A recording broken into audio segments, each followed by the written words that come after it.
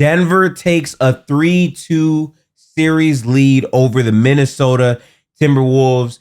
Jokic has a masterclass, 40 points, no turnovers, 12 assist game. We got to talk about this, man. So for me, the number one thing I'm going to get to, I'm not even going to waste time. I want to get straight to this. The Rudy Gobert talks. I am a known Rudy Gobert supporter. I'm a fan of that man and what he does for teams and how he plays basketball. And seeing the discourse this morning when I woke up on the timeline about Rudy Gobert and his defense and, oh, this is your king? This is the guy that you bring 4 DPOYs to? This is the guy? Yes. Because when Anthony Davis had to guard Jokic in the first round, Jokic was still having his way with Anthony Davis as well. Ironically, they're trying to use Rudy Gobert as a roamer. But the adjustment from Denver, which is an adjustment that a championship team should make, is by unlocking Aaron Gordon in this series, using him in more actions that forces Gobert to have to come out more, which helps them get the switches. I think that was a great adjustment that they made. But in terms of defense, again, if you watch the third quarter, that's where Jokic scored 16 points, where he's single-handedly running the entire Denver offense, and he's the guy to really get them in all their actions, and he's scoring. That is where you saw the biggest difference in the game. But even with that, it's not bad defense.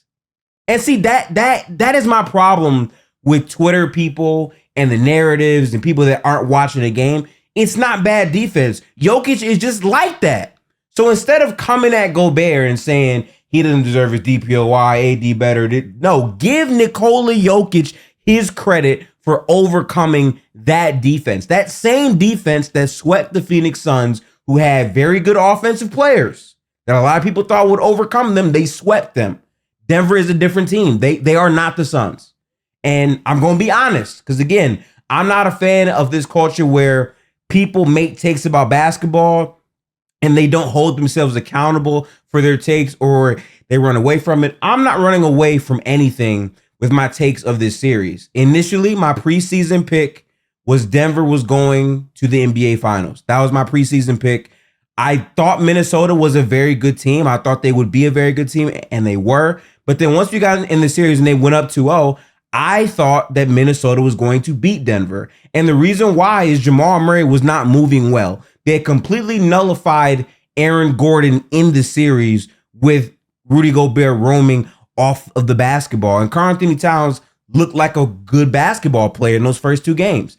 But then, seeing that Jamal doesn't get suspended, he starts moving like the Jamal Murray I'm familiar with. And you see Jokic really make better reads and understand the game, and his processing increases better from games 1 through 2. You got to give Denver a ton of credit. And again, I will be going through the third quarter in detail tonight on my playback.tv/giftedhoops. We're going to break down that third quarter from Jokic, because really that's what determined this game. Anthony Edwards was not great in this game. I'm pretty sure he shot 5 for 15.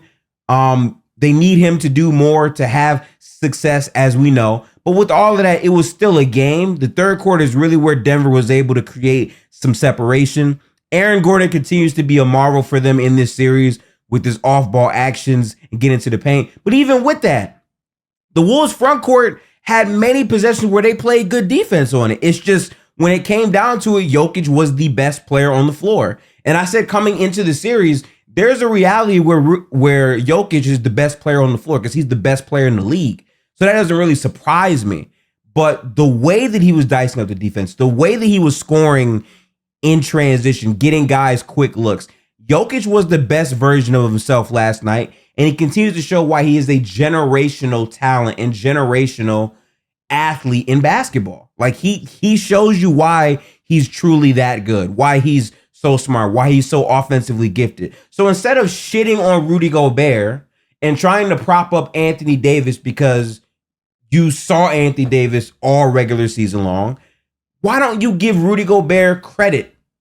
Because again, what frustrates me about this conversation, and again, I know, I'm a Rudy Gobert fan, so this might sound easy, is that when Gobert is performing in the regular season and they're the best defense. And Rudy Gobert's main asset defensively is being a rim protector, floor raising the team defense. Then people say, oh, well, because of X or Y game in the playoffs, he doesn't know. He deserves the DPOYs because it's based on the regular season. So no, I'm not going to have any revisionist history about Gobert deserving or not deserving the DPOY. That's simply not the case. And what's so disingenuous about this is they then try to compare Rudy Gobert to Anthony Davis, who we literally saw a series ago and even last year have no answer for Nikola Jokic defensively. We saw this. AD is best used as a roamer. In this series for Minnesota, they tried to have Rudy Gobert on Aaron Gordon to take him out the series. Now, with the adjustments Denver has made, they're not able to do that, so they don't look as good. But they're still playing very good defense. Jokic just naturally like that. He had 40, okay? He had 40 points in the game, and they were still able to completely floor raise the whole team. So you got to give Jokic a ton of credit for that, man. In terms of my perspective on the series, I got to say this. I really feel like Naz Reid needs to get more minutes. I understand he had 4 fouls, but I really feel like this game that we keep playing with slow-mo. Kyle Anderson has not been great in this series. So many plays where they just cross-match on him and he's not able to be very productive. I would rather have Naz Reid on the floor playing extended minutes more than him at this point.